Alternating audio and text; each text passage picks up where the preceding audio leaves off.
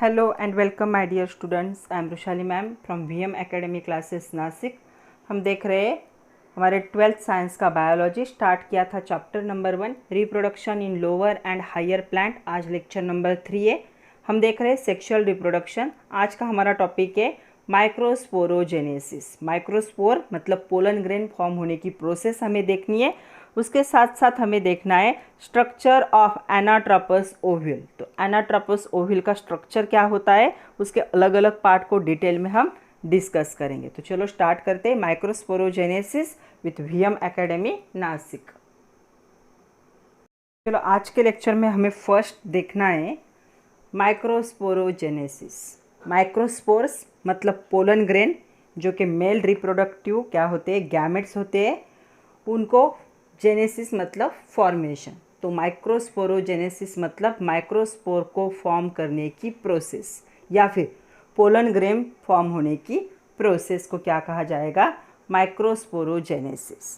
तो इस पे क्वेश्चन आता है what is microsporogenesis, define microsporogenesis.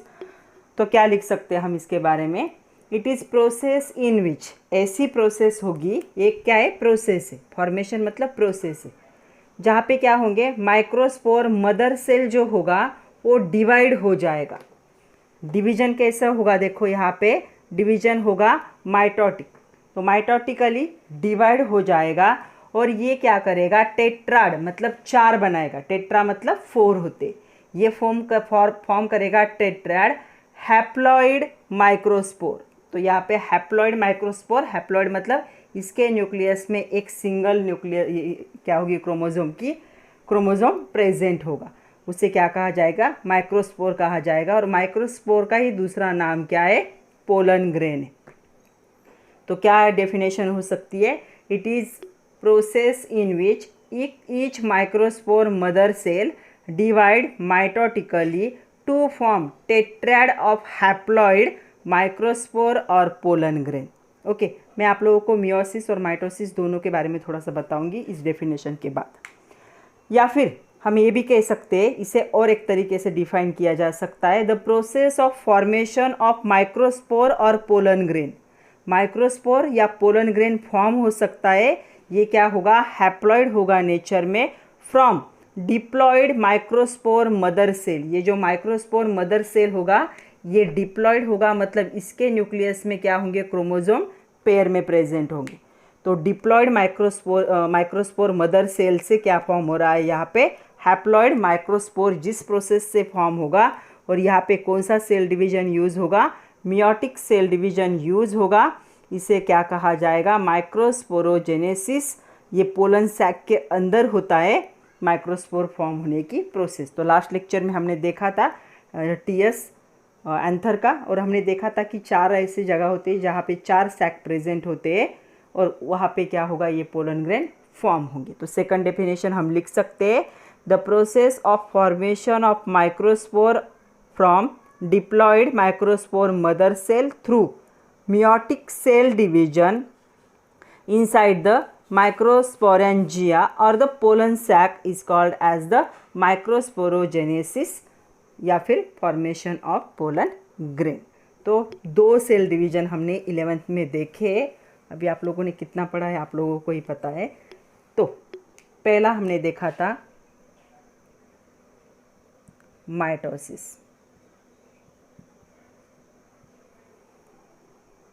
तो फर्स्ट टाइप था सेल डिवीजन का माइटोसिस।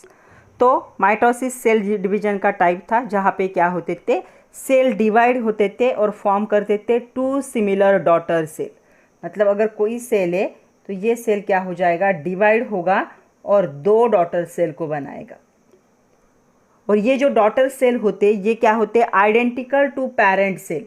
तो ये क्या होंगे, आइडेंटिकल होंगे, कोई भी चेंज नहीं होगा।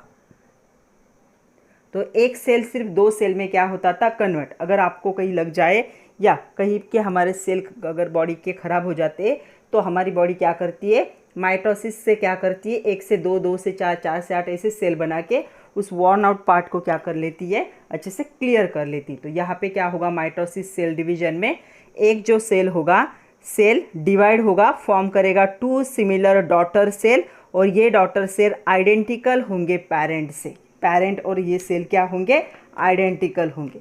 तो इस चैप्टर में हमें बहुत बार यूज़ करना है सेल डिवीज़न, इसलिए मैं दोनों बता दे रही हूँ। दूसरा सेल डिवीज़न होता है वो होता है मियोसिस।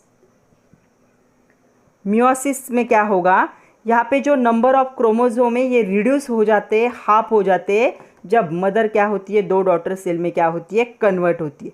तो यहाँ पे क्या हो जाएगा, रिडक्शन हो जाएगा। तो ये मियोसिस जो है ये क्या करता है, क्या करता है, हैप्लॉइड डॉटर सेल को फॉर्म करता है from the diploid mother cell. मतलब ये जो मदर सेल होगी इसके पास ऐसे क्रोमोसोम क्या होते हैं, पेयर में प्रेजेंट होते हैं। तो ये क्या करेगा, ये यहाँ पे 4 बनाएगा और हर एक के पास कितने क्रोमोसोम होंगे, 1 होंगे। तो ये डिप्लॉयड था और जो डॉटर बनते हैं वो क्या होंगे, हैप्लॉइड होंगे। तो ये पेरेंट जैसा है क्या, आइडेंटिकल होंगे क्या डॉटर सेल पेरेंट से, नहीं, आइडेंटिकल नहीं होंगे।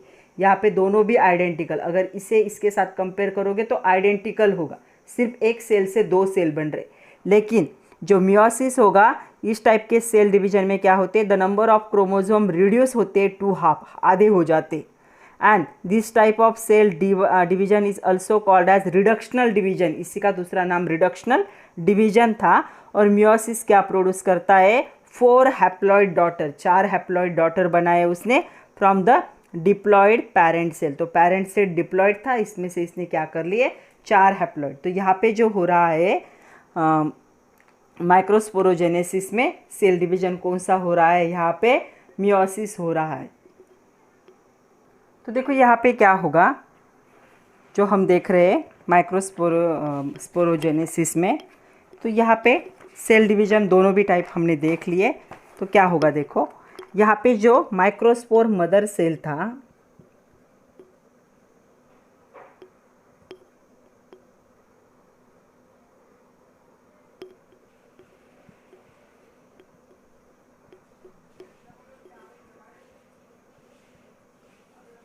ये सेल डिवाइड हो जाएगा और टेट्राड बनाएगा। टेट्राड मतलब क्या होंगे, यहाँ पे 4 सेल क्या होंगे, फॉर्म होंगे। इनको ही क्या कहा जाता है, इनको कहा जाता है पोलन ग्रेन भी कह सकते हो।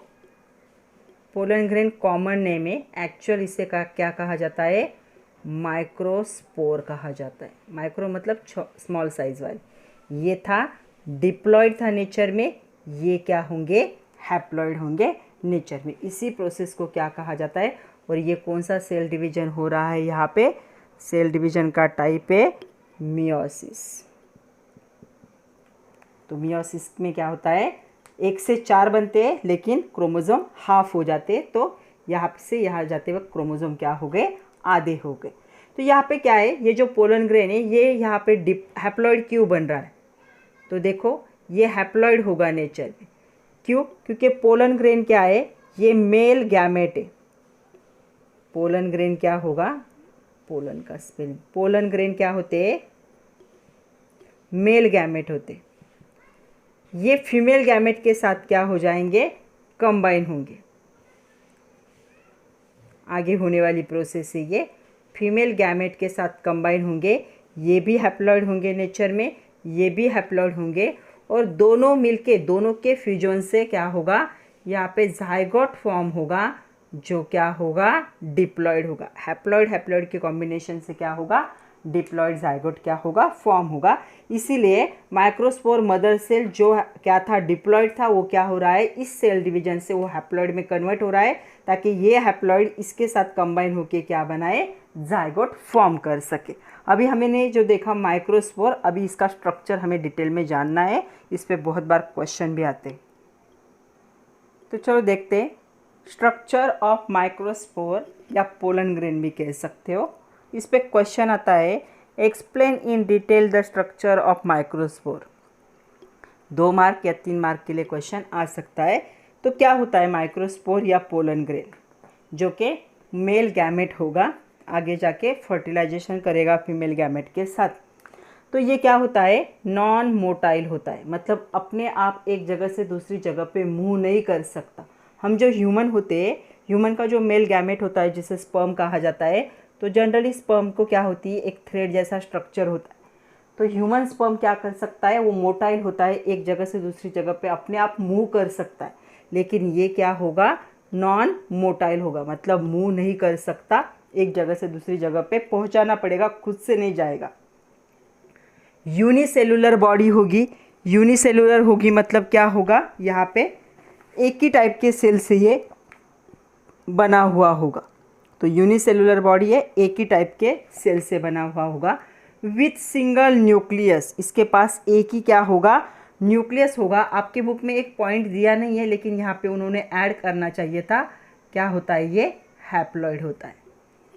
तो ये इसके क्या है, कुछ कैरेक्टर है कि माइक्रोस्पोर या पोलन ग्रेन नॉन मोटाइल होगा, यूनिसेलुलर बॉडी होगी, सिंगल न्यूक्लियस प्रेजेंट होगा। तो ऐसा सेल जो होता है इसमें एक ही न्यूक्लियस क्या होगा, प्रेजेंट होगा, और ये क्या होगा, हैप्लॉइड होगा।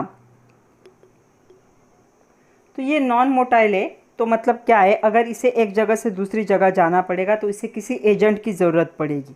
तो एजेंट मोस्टली कौन होता है, पानी हो सकता है, उसके बाद हवा हो सकती है, या फिर इंसेक्ट हो सकती है। ये इसे फीमेल गैमेट तक क्या है, पहुंचाते। दूसरा पॉइंट देखो क्या है, it is surrounded by 2 layered wall. तो या इस वॉल को क्या कहा जाता है, स्पोरोडर्म, स्पोर को कवर करने वाली लेयर, तो उसे क्या कहा जाएगा, स्पोरोडर्म। तो 2 लेयर है, तो आउटर जो वॉल होगी उसे क्या कहा जाता है, एक्साइन। तो एक्साइन इंपॉर्टेंट है। और दूसरा जो वॉल होता है, जो इनर वॉल होता है, इसे क्या कहा जाता है, इंटाइन कहा जाता है। तो एक्साइन और इंटाइन, बाहर की जो होगी एक्सटर्नल, आउटर थिक लेयर होती है, थोड़ी सी मोटी होती है, ये क्या होगी, एक्साइन होगी। और जो इंटरनल होगी वो क्या होगी, अंदर की जो होती है उसे क्या कहा जाता है, इंटाइन कहा जाता है। तो हमें एक्साइन इंटाइन दोनों को क्या करना है, डिटेल में देखना है। तो पहले एक्साइन देखते हैं। तो चलो पहला हमें देखना है एक्साइन, आउटर वॉल जो है उसके बारे में। तो यहाँ पे मैंने एक डायग्राम ड्रॉ की है। ये डायग्राम क्या है, माइक्रोस्पोर की। तो देखो माइक्रोस्पोर एक क्या होगा, स्ट्रक्चर है स्पेरिकल। सबसे अंदर जो प्रेजेंट होता है न्यूक्लियस होता है, सिंगल न्यूक्लियस है। न्यूक्लियस के साइड में जो लिक्विड होता है वो होता है साइटोप्लाज्म। इनर जो लेयर होगी उसे क्या कहा जाता है, तो इनर मतलब ये लेयर अंदर की, ये क्या है, इंटाइन है। और ये जो बाहर की दिख रही ये क्या है, एक्साइन है। और एक्साइन में क्या होते हैं, पोलन ग्रेन फॉर्म होते। तो पहले हम देख रहे हैं आउटर लेयर को, एक्साइन बहुत इंपॉर्टेंट लेयर है। तो सबसे पहली बात, exine is the thick, thick मतलब थोड़ी सी मोटी लेयर होती है, thick, made up of complex non degradable substance. एक कॉम्प्लेक्स सब्सटेंस से बनी है, नॉन डिग्रेडेबल। नॉन डिग्रेडेबल मतलब प्लास्टिक जैसा मटेरियल है ये, जिसका डिग्रेडेशन पॉसिबल नहीं है। तो इस सब्सटेंस को क्या कहा जाता है, इसे कहा जाता है स्पोरोपोलेनाइन। स्पोरोपोलेनाइन क्या होगा, कॉम्प्लेक्स नॉन डिग्रेडेबल सब्सटेंस होगा जिससे एक्साइन बनता है। तो ये इंपॉर्टेंट है फॉर द एमसीक्यू। तो non degradable substance, complex non degradable substance से एक्साइन बनती है, जिसे क्या कहा जाएगा, पोलेनाइन कहा जाएगा। ये कभी कभी क्या होती है, स्मूथ होती है, डिपेंड करता है स्पेसीज कौन सी है, लेकिन ये क्या होगा, मोस्ट ऑफ टाइम क्या होता है, स्मूथ होता है ये exine outer coating. It has resistance to chemical, इस पे जनरली किसी भी केमिकल का कोई भी एक्शन नहीं होगा, क्योंकि ये प्रोटेक्टिव कोटिंग है। ये क्या करती है, माइक्रोस्पोर को प्रोटेक्ट करती है, तो रेजिस्टेंस करेगी केमिकल को। जनरली किसी भी केमिकल के साथ ये रिएक्ट नहीं होगी। कहीं कहीं प्लेसेस पे आप देखोगे कि ये जो बाहर की लेयर है ये कहीं पे थीन होती। देखो यहाँ पे, देखो यहाँ से यहाँ पे थीन हो गई है, ऐसे यहाँ से पे थीन हो गई है, यहाँ पे भी ऐसे थीन हो गई है, यहाँ पे ऐसे थीन हो गई है। तो कहीं कहीं पे ये थीन हो जाती है, और जो एरिया होता है जहाँ पे ये थीन होती है उसे क्या कहा जाता है, उसे कहा जाता है जर्म पोर। तो ये पोर जैसा स्ट्रक्चर होगा, इसे क्या कहा जाएगा, जर्म पोर कहा जाएगा। ये जर्म पोर, ये एरिया भी इम्पॉर्टेंट है। ये लेयर इतनी थिक और नॉन डिग्रेडेबल है, इसे हटाना पॉसिबल नहीं है। तो यहाँ पे क्या होते हैं, थोड़े से पोर जैसा स्ट्रक्चर, जहाँ पे वो जो थिक वॉल है थोड़ी सी क्या हो जाती है, थीन हो जाती है। और ये जो होगा पोलन ट्यूब फॉर्म करने में हेल्प करता है। तो आगे जाके हमें पोलन ट्यूब देखना ही है। तो पोलन ट्यूब ऐसे क्या है, इसका स्ट्रक्चर बाहर निकल के आता है, जहाँ पे क्या होता है, पोलन ग्रेन का जर्मिनेशन होता है। तो ये जर्म पोल क्या होता है, आगे जाके कन्वर्ट हो जाएगा। तो हम लिख सकते हैं germ pore are means for the growth of the emerging pollen tube. Pollen tube बाहर आने के लिए वो जगह होती है during the germination of pollen grain. तो पोलन ग्रेन के जर्मिनेशन के टाइम पे पोलन ट्यूब की ज़रूरत पड़ती है। तो ये जो एरिया होता है जर्म पोल, यही से हम क्या है पोलन ट्यूब फॉर्म होती है। देखो एग्जाम के सारे पॉइंट समझ में आए। थिक लेयर होता है, कॉम्प्लेक्स नॉन डिग्रेडेबल मटेरियल से बनता है जिसे स्पोरोपोलेनाइन कहा जाता है। कभी कभी स्मूथ होता है, रेजिस्टेंस होता है इसके पास केमिकल के लिए। कई कई जगह पे ये थीन हो जाता है, उस जगह को क्या कहा जाएगा जर्म पोल। उसकी हेल्प क्या होती है, आगे जाके वहीं से क्या होता है पोलन ट्यूब फॉर्म होता है जब पोलन ग्रेन का क्या होगा जर्मिनेशन। सेकंड जो है इनर वॉल, उसे क्या कहा जाता है इंटाइन कहा जाता है। देखो इंटाइन, ये अंदर की जो वॉल है ये वाली, ये क्या होगी इंटाइन होगी। तो ये इनर वॉल होती है। इंटाइन कंसिस्ट करती है सेल्यूलोज और दूसरा क्या है पेक्टाइन। तो ये दो केमिकल से इंटाइन वॉल क्या होती है फॉर्म होती है, सेल्यूलोज। ये भी एमसीक्यू पॉइंट है। तो याद रखो जो इनर वॉल होती है माइक्रोस्पोर की या पोलन ग्रेन की, वो बनती है सेल्यूलोज और पेक्टाइन केमिकल से। तो इसी पे एक क्वेश्चन है आपके टेक्स्ट बुक में पेज नंबर 3 पे, find out why pollen grain can remain well preserved in fossil. Fossil मतलब जो सालों सालों तक सालों साल क्या है ख़राब नहीं होते, एज इट इज़ कंडीशन में रहते हैं, उनको क्या कहा जाता है फॉसिल कहा जाता है। तो पोलन ग्रेन प्रिजर्व हो जाते हैं और फॉसिल में क्या होते ख़राब नहीं होते। ऐसा क्यों होता है पूछा गया है।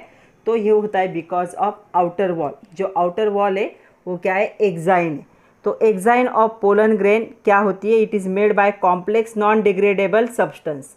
तो ऊपर का जो कोटिंग है नॉन डिग्रेडेबल कोटिंग है, जिसे क्या कहा जाता है स्पोरोपोलेनाइन कहा जाता है। और ये स्पोरोपोलेनाइन प्रोवाइड करता है रेजिस्टेंस टू पोलन ग्रेन। तो हाई टेम्परेचर हो, स्ट्रॉन्ग एसिड हो, अल्कली हो, किसी भी केमिकल में ये डिग्रेडेबल मतलब ख़राब नहीं होता, मिक्स नहीं होता, डिवाइड नहीं हो सकता, इसका डिकम्पोजिशन पॉसिबल नहीं है। इसीलिए ये जो आउटर कोटिंग है ये प्रोटेक्टिव कोटिंग है, ये पोलन ग्रेन को क्या करती है प्रिजर्व करती है। अगर वो फॉसिल में भी मिल जाए तो अच्छी तरह से प्रिजर्व भी होता है। तो ये जो पोलन ग्रेन होता है, ये पोलन ग्रेन के कुछ हार्मफुल इफ़ेक्ट भी होते हैं और कुछ यूज़फुल, कुछ बेनिफिट्स भी है। तो हार्मफुल इफ़ेक्ट ये हमारे सिलेबस में नहीं है एक्चुअली, लेकिन पता होना चाहिए, कभी कभी नीट के एग्ज़ाम में इस पर क्वेश्चन आ जाते हैं। तो जो हार्मफुल इफ़ेक्ट होंगे पोलन ग्रेन के क्या होंगे, pollen grain of many species cause the several allergy. तो बहुत सारे लोगों को पोलन ग्रेन की वजह से एलर्जीज हो जाती है, तो बार बार छींके आना, ऐसे एलर्जी हो जाती है। जो ये होता है एलर्जी मोस्टली अफेक्ट होती है हमारी क्रोनाइन सिस्टम जो होती है, मतलब रेस्पिरेटरी डिसऑर्डर जैसे अस्थमा है, ब्रोंकाइटिस है, ये एलर्जीज क्या हो सकती है पोलन ग्रेन। अगर पोलन ग्रेन हमारे नोज़ थ्रू हमारे रेस्पिरेशन में चला जाए तो सबको नहीं, लेकिन कुछ लोगों को क्या होती है इसके वजह से अस्थमा या ब्रोंकाइटिस जैसे क्या होते हैं डिसीज़ हो सकते। तो ये इसका क्या है हार्मफुल इफ़ेक्ट। बट इसके बहुत ज़्यादा यूज़फुल इफ़ेक्ट भी है, मतलब बेनिफिट भी है। सबसे पहला कि ये क्या होता है न्यूट्रिएंट रिच होता है। तो न्यूट्रिएंट रिच होंगे पोलन ग्रेन। तो पोलन ग्रेन न्यूट्रिएंट रिच होने की वजह से बहुत सारे पोलन को क्या किया जाता है, जो टैबलेट होती है उन टैबलेट में यूज़ किया जाता है एज अ फूड सप्लीमेंट। तो जो फूड सप्लीमेंट लेते हैं, जैसे कैल्शियम की टैबलेट हो गई, एक फूड सप्लीमेंट है, वैसे ही फूड सप्लीमेंट के तौर पे क्या किया जाता है, इसके टैबलेट को यूज़ किया जाता है, क्योंकि ये क्या है इसमें बहुत सारे न्यूट्रिएंट क्या होते हैं प्रेजेंट होते। तो न्यूट्रिएंट प्रेजेंट होने की वजह से इसके टैबलेट को यूज़ किया जाता है एज अ फूड सप्लीमेंट।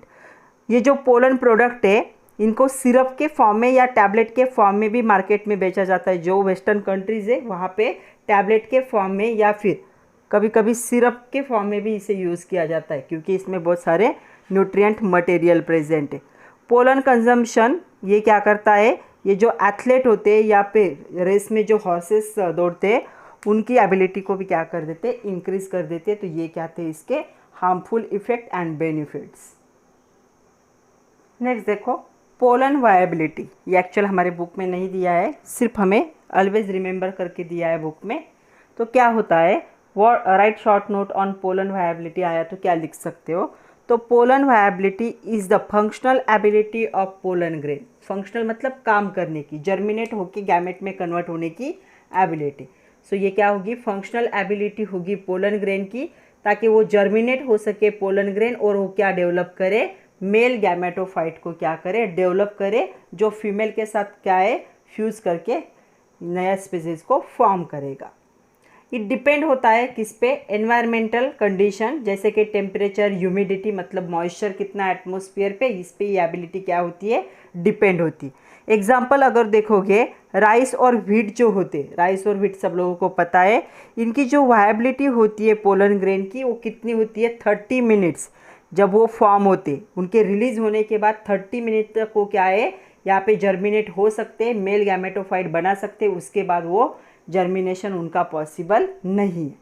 उसके साथ साथ कुछ ऐसे भी फैमिलीज़ है, कुछ ऐसे स्पेसीज है जिनमें एक मंथ के लिए क्या है? वायबल हो सकते हैं। जैसे देखो यहाँ पे रोजासिया, उसके बाद है लेग्यूमिनोस, उसके बाद है सैलेनोसिसी। तो ये जो है कुछ ऐसे स्पेसीज है, इनमें ये पोलन ग्रेन फॉर्म होने के बाद 1 मंथ तक क्या होते? वायबल होते। मतलब 1 मंथ तक क्या होते हैं? ये जर्मिनेट होके क्या है? मेल गैमेटोफाइट को बना सकते। लेकिन व्हीट और जो राइस होता है, इसमें कितने? Only 30 minute. 30 मिनट के बाद वो जर्मिनेट नहीं हो सकते, मेल गैमेटोफाइट उनसे फॉर्म नहीं होगा। नेक्स्ट हमें देखना है अभी डेवलपमेंट ऑफ मेल गैमेटोफाइट। इस पे क्वेश्चन आता है, जैसे आपके एक्सरसाइज में भी क्वेश्चन है। क्वेश्चन ऐसा है, explain the stages involve in the maturation of microspore in male gametophyte. मतलब आपको डेवलपमेंट मेल गैमेटोफाइट का क्या करना है? डायग्राम के साथ एक्सप्लेन करना है। तो चलो डायग्राम से मैं आप लोगों को एक्सप्लेन करती हूँ। ये हमने पहली जो देखी थी पोलन ग्रेन की, वो डायग्राम में देखो। पोलन ग्रेन, इसे A, B, C स्टेजेस दिए गए। अंदर की जो दिख रही ब्लैक कलर की लाइनिंग, वो होती है इंटाइन। यहाँ पे अंदर साइटोप्लाज्म प्रेजेंट होगा। ये बाहर का जो कोटिन है एक्साइन होता है, और ये क्या है? पोलन ग्रेन है। तो हमें डेवलपमेंट देखना है अभी मेल गैमेटोफाइट का, मतलब पोलन ग्रेन का कैसे मैचुरेशन होगा इसका। तो पोलन ग्रेन, जिसे माइक्रोस्पोर भी कहा जाता है, mark the beginning of male gametophyte. ये क्या है? मेल गैमेटोफाइट का बिगिनिंग यही से स्टार्ट होता है। ये फर्स्ट सेल होगा मेल गैमेटोफाइट का। तो मेल गैमेटोफाइट का फर्स्ट सेल कौन है? This one. Under first mitotic division to produce bigger naked vegetable cell and small thin walled germinative cell। तो यहाँ पे देखो, ये जो है, ये न्यूक्लियस जो है, ये क्या हो जाता है? सेल डिवीजन करता है। कौन सी सेल डिवीजन करेगा? यहाँ पे माइटोटिक डिवीजन करेगा। माइटोटिक डिवीजन करके क्या कर रहा है? ये एक बड़ा जर्मिनेटिव सेल प्रोड्यूस कर रहा है, और दूसरा छोटा क्या है? वेजिटेटिव सेल क्या हो रहा है? यहाँ पे प्रोड्यूस हो रहा है। मतलब ये जो एक सेल था, ये 2 पार्ट में बढ़ चुका है। अभी क्या हुआ? यहाँ पे माइटोटिक सेल डिवीजन हुई, एक बड़ा बना, जो क्या है? बड़े वाला क्या होगा? ये देखो, ये बिगर साइज वाला है, इतनी साइज है इसकी। तो ये वेजिटेटिव सेल, और ये जो छोटा वाला है वो क्या है? Germinative cell. तो क्या कहा जाता है? Under the first mitotic division यहाँ पे प्रोड्यूस होगा बिगर नेकेड वेजिटेटिव सेल। एक बड़ा है, देखो यहाँ से लेकर इतना, ये बड़ा वेजिटेटिव सेल, और ये देखो ये छोटा सा इतना एरिया है, इसका वेजिटेटिव सेल बनेगा। वेजिटेटिव सेल क्या हो सकता है? यहाँ पे देखो, ये वॉल से कनेक्टेड था, उसके बाद ये क्या होता है? फ्लोट होता है साइटोप्लाज्म में। तो ये बड़ा वाला, ये पूरा एरिया जो है, ये क्या है? वेजिटेटिव सेल है, और ये जो अंदर छोटा सा है वो क्या है? जनरेटिव न्यूक्लियस कह सकते हो, जनरेटिव सेल कह सकते हो। तो नेक्स्ट पॉइंट हम लिख सकते हैं, generative cell float in the cytoplasm of vegetative cell. तो ये अभी पूरा वेजिटेटिव सेल बन गया, उसके अंदर कौन फ्लोट कर रहा है? यहाँ पे जनरेटिव सेल क्या कर रहा है? फ्लोट हो रहा है। द सेकंड माइटोटिक डिवीजन यहाँ पे कंसर्न होगी, और यहाँ पे जो जनरेटिव सेल है उसी में होगी, और यहाँ पे क्या होंगे? 2 non motile male gametes are form. तो देखो यहाँ पे सेल डिवीजन हो रही है, और यहाँ पे 1 से 2 क्या बन रहे हैं? यहाँ पे मेल गैमेट। तो नेक्स्ट डायग्राम में दिखाती हूँ मैं आप लोगों को। तो आपके टेक्स्ट बुक के पेज नंबर 4 पे ये डायग्राम दी है, वहीं पे भी देख सकते हो। तो क्या हो गया, एक जो था यहाँ पे वो सेल जनरेटिव सेल क्या हो गया, वो सिर्फ क्या होता है यहाँ से सेल डिवीजन करके 1 से 2 सेल बना रहा है। तो देखो 1 से क्या हो रहे हैं यहाँ पे 2 सेल बन रहे, 2 बने, इनको क्या कहा जाता है, मेल गैमेट। तो हम लिख सकते हैं सेकंड पहले माइटोसिस से क्या हुआ, वेजिटेटिव सेल और जनरेटिव सेल बने। दूसरे माइटोसिस में क्या होगा, जनरेटिव सेल क्या होगा, 2 मेल गैमेट में क्या हो जाएगा, कन्वर्ट हो जाएगा। तो हम लिख सकते हैं the second mitotic division is concern with generative cell only, उससे ही रिलेटेड होगी। और यहाँ पे 2 क्या करेगी, नॉन मोटाइल मूव न होने वाले मेल गैमेट को क्या करेगी, फॉर्म होगी करेगी। Mitotic division of generative cell take place either in pollen grain और इन द पोलन ट्यूब। कभी कभी ये पोलन ग्रेन के अंदर ऐसे 2 सेल बनते हैं, कभी कभी ये देखो नीचे की ये पोलन ट्यूब है, ये पोलन ट्यूब क्या हो के अंदर भी कभी कभी ऐसे हो सकता है। कहीं पे भी एक सेल से माइटोटिस से क्या होगा, 2 सेल माइटोटिक सेल डिवीजन से 1 से 2 में कन्वर्ट हो जाएंगे।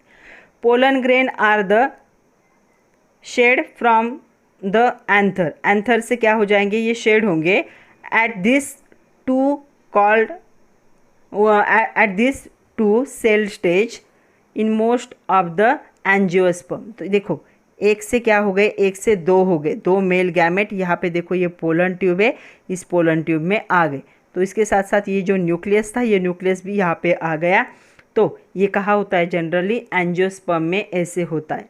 तो उसे 2 सेल स्टेज भी कहा जाता है। तो यहाँ पे 1 से 2 सेल बने, इसलिए इसे 2 सेल स्टेज भी कहा जाएगा। तो इन शॉर्ट मैं आप लोगों को एक डायग्राम से बताती हूँ कि क्या हुआ अभी तक। देखो ये जो पोलन ग्रेन था, ऐसा कुछ स्ट्रक्चर था इसका, इसके पास क्या था, एक न्यूक्लियस। ये अंदर का इतना पार्ट जो है ये सेल डिवीजन से 2 पार्ट बना रहा है। तो 2 पार्ट कौन से बनेंगे, ये बाहर का स्ट्रक्चर वैसे ही रहेगा। तो यहाँ पे ये एक पार्ट बनेगा, इसके पास एक न्यूक्लियस प्रेजेंट होगा और ये एक पार्ट होगा। तो इस पार्ट को क्या कहा जाएगा, वेजिटेटिव, और ये क्या होगा, जनरेटिव। उसके बाद ये जनरेटिव अंदर आ जाता है, तो मैं यहीं पे दिखा रही हूँ, ये ऐसे अंदर आ जाएगा। ओके, इसके बाद यहाँ पे क्या होने लगेगा, इसका डिवीजन होगा, सेकंड सेल डिवीजन होगा, सेकंड माइटोटिक सेल डिवीजन। तो इस सेल डिवीजन के वजह से क्या हो गया, ऐसे यहाँ पे जिसका न्यूक्लियस तो पहले ही था ही, 1 से क्या हो गए, यहाँ पे 2 सेल बन गए।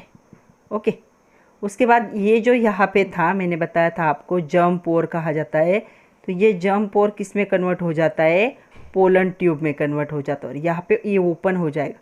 और ये तीनों भी क्या होंगे, इसके थ्रू क्या होंगे, ये जो सैक है उसमें से बाहर निकल आएंगे। इसे क्या कहा जाता है, डेवलपमेंट ऑफ मेल गैमेटोफाइट या फिर maturation of male gametophyte. Next देखो, ऐसा क्वेश्चन है, हमें दिया हुआ है और कहा गया है arrange the following term in correct development sequence. तो सिक्वेंशियल ऑर्डर में हमें कौन से टर्म दिए, हमें पोलन ग्रेन दिया है, स्पोरोजिनस टिश्यू दिया है, माइक्रोस्पोर टेट्राइड दिया है, पोलन मदर सेल दिया है, और उसके बाद मेल गैमेट।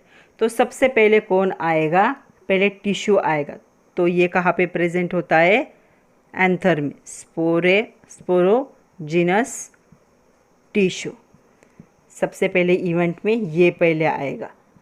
स्पोरोजिनस टिश्यू किस में कन्वर्ट हो जाएगा, ये कन्वर्ट हो जाएगा पोलन मदर सेल में, जो कि डिप्लॉयड होगा नेचर में। फिर ये पोलन मदर सेल जो है ये किस में कन्वर्ट हो जाता है, ये कन्वर्ट हो जाता है माइक्रोस्पोर टेट्राइड। 4 बनाएगा, 1 से 4 हो जाएंगे ये, टेट्राइड मतलब 4। फिर ये माइक्रोस्पोर टेट्राइड क्या होते हैं, ये कन्वर्ट हो जाते हैं इनटू पोलन ग्रेन। और फाइनली पोलन ग्रेन के मैचुरेशन से हमें क्या मिलता है, मेल गैमेट मिलता है। तो ये क्या होंगे, इनके सीक्वेंशियल एक्चुअल अरेंजमेंट होगी। तो ऐसे क्वेश्चन भी एग्जाम में कभी कभी 1 या 2 मार्क के लिए आ जाते। तो चलो अभी मेल तो गैमेट क्या है, फॉर्म हो चुका है। अभी हमें क्या देखना है और वो क्या है, अभी यहाँ पे पोलन ट्यूब में भी आ चुका है। अभी हमें देखना है फीमेल रिप्रोडक्टिव ऑर्गन, जिसे गायनोशियम कहा जाता है। तो गायनोशियम का सबसे इम्पॉर्टेंट पार्ट होता है ओविल। तो हमें आज के लेक्चर में देखना है स्ट्रक्चर ऑफ एनाट्रोपस ओविल। तो एनाट्रोपस ओविल को देखने से पहले कुछ टर्म जानना ज़रूरी है। तो एक क्वेश्चन है, name the following and give example when ever possible. हमें जो दिए हैं उनके नाम लिखने हैं, अगर कहीं पे पॉसिबल है तो उसका एग्जाम्पल भी लिखना है। पहला देखो, female reproductive whorl of flower. तो क्या कहा जाता है फीमेल रिप्रोडक्टिव व्हर्ल को? इसे कहा जाता है गायनोशियम। गायनोशियम भी कहा जाता है, इसी को पिस्टिल भी कहा जाएगा। तो क्या होता है गायनोशियम? जनरली ऐसे स्ट्रक्चर होता है गायनोशियम का, और यहाँ पे ओवरी क्या होगी, अटैच होगी। तो ये क्या है, female reproductive whorl of flower, gynoecium. Second question देखो, individual member of gynoecium is called. Individual member को क्या कहा जाता है? इसे कहा जाता है कार्पेल। कार्पेल भी कहा जाता है, या दूसरा नाम है जिसे हमें यूज़ करना है वो है मेगास्पोरोफाइल। मेल को क्या कहते थे? माइक्रोस्पोरोफाइल। फीमेल को क्या कहेंगे? मेगास्पोरोफाइल। तो मेगास्पोरोफाइल या कार्पेल क्या होता है? इंडिविजुअल मेंबर होगा गायनोशियम का। कुछ ऐसे फ्लावर होते हैं जहाँ पे गायनोशियम क्या करते हैं, एक से ज़्यादा कार्पेल को क्या करते, कंसिस्ट करते, और कार्पेल क्या होते, फ्री होते, मतलब एक दूसरे से अटैच नहीं होंगे। ऐसे फ्लावर को क्या कहा जाता है? इसे कहा जाता है अपोकार्पस। तो अपोकार्पस होंगे जहाँ पे कार्पेल क्या होंगे, फ्री होंगे तो मेनी, लेकिन क्या होंगे, फ्री होंगे। तो इसे क्या कहा जाएगा? अपोकार्पस कहा जाएगा। और इसका एग्जाम्पल आपके बुक में जो दिया है वही बता रही हूँ मैं।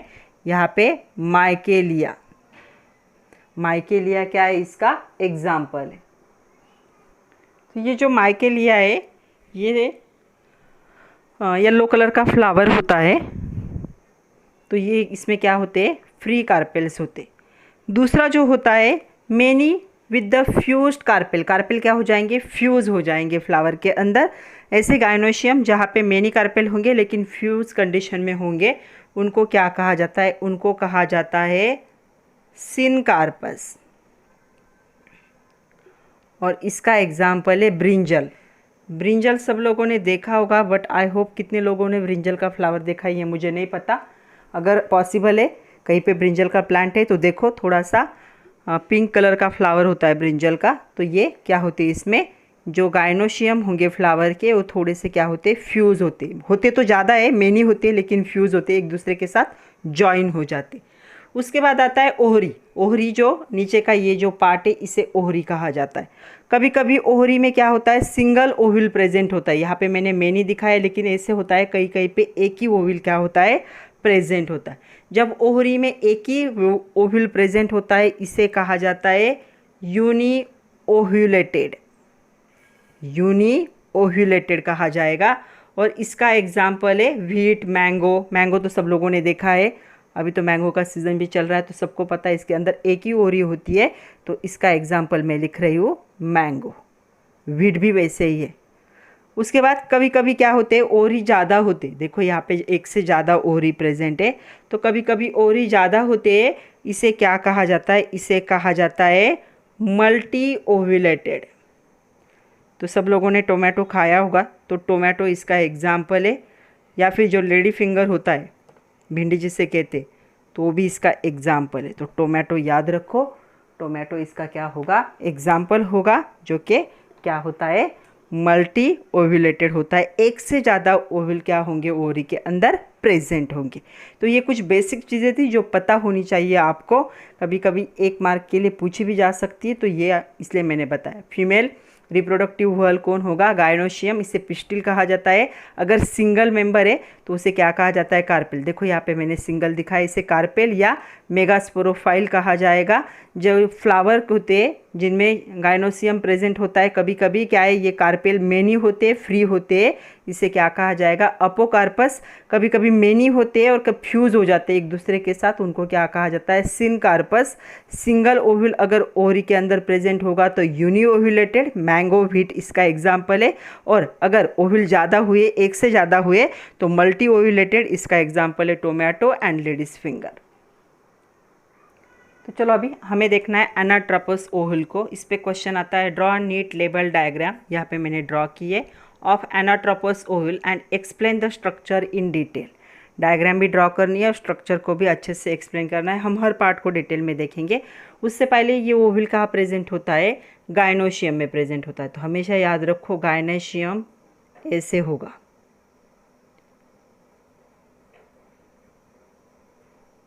ओके, तो ये जो पार्ट होता है इसे कहा जाता है स्टिग्मा। ये पार्ट होगा स्टाइल। ये राउंडेड शेप होता है ओहरी। और ओहरी के अंदर क्या प्रेजेंट होता है, ओव्यूल प्रेजेंट होता है। तो ये मैंने जो स्पॉट दिखा है उसे हम यहाँ पे देख रहे, वो भी किसके लिए, एंजियोस्पर्म के लिए। तो anatropous ovule is the most common type of ovule in angiosperm. तो ये इस टाइप का ओव्यूल एंजियोस्पर्म में ही प्रेजेंट होता है। तो इस पार्ट को हम क्या कर रहे हैं, अभी डिटेल में देख रहे हैं। तो इसके कौन से पार्ट होंगे, बहुत सारे पार्ट होते हैं, सबको हमें डिटेल में जानना है। तो देखो, ये जो एनाट्रोपस ओव्यूल होगा इसके इतने पार्ट होते हैं। तो कंसिस्ट ऑफ दिस 7 पार्ट। सबसे पहला आएगा फ्यूनिकल्स। इसे स्टॉक भी कहा जाता है, फ्यूनिसेल भी कहा जाता है। तो कौन सा पार्ट होगा, अभी मैं थोड़ा कलर करके दिखाऊंगी आप लोगों को। देखो ये पार्ट है, ये वाला पार्ट जो है ये क्या है, फ्यूनिकल कह सकते हो, स्टॉक भी कह सकते हो, या फिर फ्यूनिकुल्स भी कहा जाता है।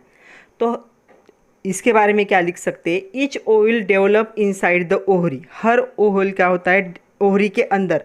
ओवरी मतलब ऐसा शेप होगा, इसके अंदर होता है और यहाँ पे एक जॉइनिंग होता है ओवरी के साथ। तो डेवलप होता है ओवरी के अंदर। Ovule attach to the placenta by small stalk. Placenta से स्मॉल स्टॉक से क्या होता है, ये अटैच होता है। उसी स्मॉल स्टॉक को क्या कहा जाता है, यहाँ पे फ्यूनिकल कहा जाता है। उसी को हम क्या कह सकते हैं, फ्यूनिकुलस भी कहा जाता है। तो फ्यूनिकुलस, तो ये फ्यूनिकुलस होगा। तो ये हो गया ये पार्ट। दूसरा देखो, हाइलम कहा जाता है, इसे हिलम भी कहते हैं। The point of attachment of funiculus to the main body of the ovule. तो उसे क्या कहा जाता है, हाइलम कहा जाता है। तो देखो यहाँ पे फ्यूनिकल मेन बॉडी के साथ यहाँ पे अटैच हो रही है, तो ये क्या होगा, हाइलम होगा। तो इस पॉइंट को क्या कहा जाता है, हाइलम कहा जाता है। उसके बाद आता है न्यूसेलस। तो न्यूसेलस देखो, ये देखो यहाँ का ये पार्ट है, ये क्या है, न्यूसेलस है। तो ovule consist of central parenchymatous tissue, उसे क्या कहा जाएगा, न्यूसेलस। तो यहाँ पे ये जो एनक्लोज करने वाली वॉल है ये पैरेन्काइमेटस टिश्यू से बनती है, उसे क्या कहा जाएगा, न्यूसेलम कहा जाएगा। न्यूसेलम के बाद आते हैं इंट्यूगुमेंट। इंट्यूगुमेंट देखोगे तो 2 होंगे, ये होगा आउटर वाला, ये देखो ये आउटर वाला है, जो ब्लैक कलर से मैंने किया आउटर वाला है, और जो मैं ब्लू कलर से कलर कर रही हूँ ये इनर वाला है। तो 2 इंट्यूगुमेंट होते। इंट्यूगुमेंट मतलब कोटिंग। तो इंट्यूगुमेंट क्या होंगे, तो nucleolus is usually surrounded by 2 protective covering. तो ये देखो, इसे ऊपर से 2 प्रोटेक्टिव कवरिंग से, कोटिंग से कवर किया गया है, उनको क्या कहा जाएगा, इंटेग्यूमेंट कहा जाएगा, आउटर एंड इनर इंटेग्यूमेंट। तो ये क्या करता है, न्यूसेलस को क्या करता है, ऊपर से कवर करता है, प्रोटेक्ट करता है उसे। तो उसे क्या कहा जाएगा, इंटेग्यूमेंट, आउटर एंड इनर। मतलब ओव्यूल को क्या है, न्यूसेलस को प्रोटेक्ट करने के लिए उसके पास क्या होते हैं, इंटेग्यूमेंट होते हैं, जो ओवरी को क्या करते हैं, प्रोटेक्ट करते हैं, क्योंकि इसके अंदर ही क्या है, न्यूक्लियस और वो सारा प्रेजेंट है। उसके बाद आता है यहाँ पे माइक्रोपाइल। माइक्रोपाइल देखो, ये जो ओपनिंग दिख रहा है ये ओपनिंग क्या है, माइक्रोपाइल एंड भी कहा जाता है इसे, या माइक्रोपाइल कह सकते हो। A narrow opening at the apex of the ovule. Ovule के अपेक्स पे जो छोटा सा ओपनिंग होता है वो क्या होता है, माइक्रोपाइल होता है। जो एनाट्रोपस ओव्यूल होगा उसमें माइक्रोपाइल क्या होता है, डाउनवर्ड डायरेक्शन में, नीचे की तरफ होता है। तो ओके, प्रेजेंट होगा। तो यहाँ पे जो फ्यूनिकल होगा उसके साइड में क्या होता है, एडजेसेंट होते हैं दोनों, जहाँ पे क्या है प्लासेंटा से जॉइन होने वाला क्या है फ्यूनिकल है, वहीं पे क्या होता है माइक्रोपोल नीचे की तरफ प्रेजेंट होता है। उसके बाद आता है चलाजा। तो चलाजा देखो ये ऊपर का जो पार्ट है इसे क्या कहा जाता है, चलाजा कहा जाता है। Chalaza is the base of the ovule directly opposite to micropyle. तो माइक्रोपाइल इस साइड में उसका अपोजिट जो पार्ट होता है उसे क्या कहा जाएगा, चलाजा कहा जाएगा। तो चलाजा ये पार्ट है और माइक्रोपाइल ये पार्ट है, दोनों एक दूसरे के क्या होते हैं, अपोजिट पार्ट होते। उसके बाद एम्ब्रियो सैक। एम्ब्रियो सैक को मैं यहाँ पे ड्रॉ कर रही हूँ। ये क्या है, एम्ब्रियो सैक। इसके पास सेकेंडरी न्यूक्लियस है, यहाँ पे ऐसे 3 सेल प्रेजेंट है और यहाँ पे ऐसे 3 सेल प्रेजेंट है और इस सेल के अंदर एक प्रेजेंट होता है। ओके, तो ये क्या है, न्यूक्लियस सैक, या इसे एम्ब्रियो सैक भी कहा जाता है। तो एम्ब्रियो सैक क्या होगा, एम्ब्रियो सैक इसमें फीमेल गैमेटोफाइट क्या होता है, प्रेजेंट होता है। तो एम्ब्रियो सैक को ही फीमेल गैमेटोफाइट भी कहा जाता है।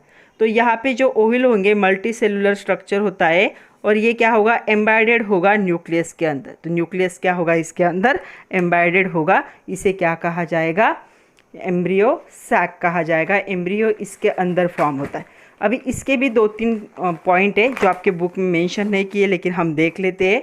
सबसे पहला होता है यहाँ पे देखो एक प्रेजेंट होता है। तो मैंने यहाँ पे दिखा है इसके अंदर एक प्रेजेंट होगा। तो यहाँ पे देखो यही पार्ट हम यहाँ पे दिख रहे, ये क्या है, सेकेंडरी न्यूक्लियस है। ये क्या है, एंटीपोडल, एंटीपोडल है। और ये क्या है, सिनर्जिड कहा जाता है। तो ये हम यहाँ पे देखेंगे। तो embryo sac it is 8 nucleated होती है ये एम्ब्रियो सैक। 7 सेल स्ट्रक्चर होता है। 7 सेल कैसे, 1 2 3 4 5 6 और ये एक 7। तो ये 7 सेल से बनता है। यहाँ पे एक एपरेटस प्रेजेंट होता है।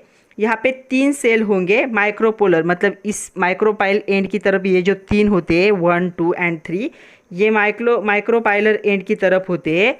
जो सेंट्रल वाला जो होता है मतलब अंदर वाला, वो क्या होता है, फीमेल गैमेट होता है।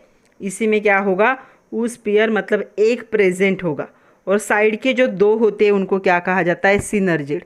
तो एक कहाँ पे होगा, मिडल वाले के पास होगा और साइड के दोनों क्या होंगे, सिनर्जिड सेल कहा जाता है उनको।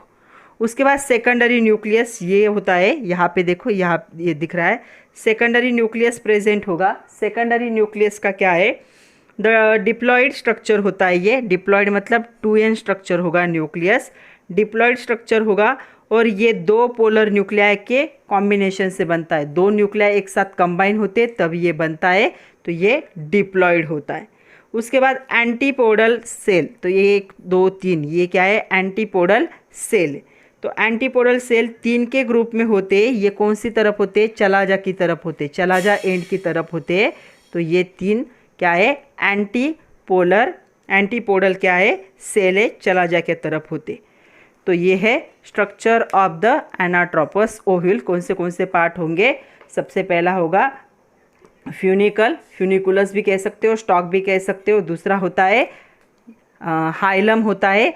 उसके बाद आ जाता है यहाँ पे न्यूसेलस, न्यूसेलस के बाद आता है 2 क्या होते हैं, इंटीग्यूमेंट होते हैं, आउटर इनर। फिर आता है माइक्रोपाइलर एंड, फिर आता है चलाजा एंड द सबसे अंदर वाला एम्ब्रियो सैक। तो इतने पॉइंट को आपको लिख के एक्सप्लेन करना पड़ेगा। नेक्स्ट जो लेक्चर होगा उसमें हम देखेंगे मेगास्पोरोजेनेसिस, मतलब जो मेगास्पोर है, फीमेल गैमेट है, वो कैसे फॉर्म होता है उसे डिटेल में जानेंगे।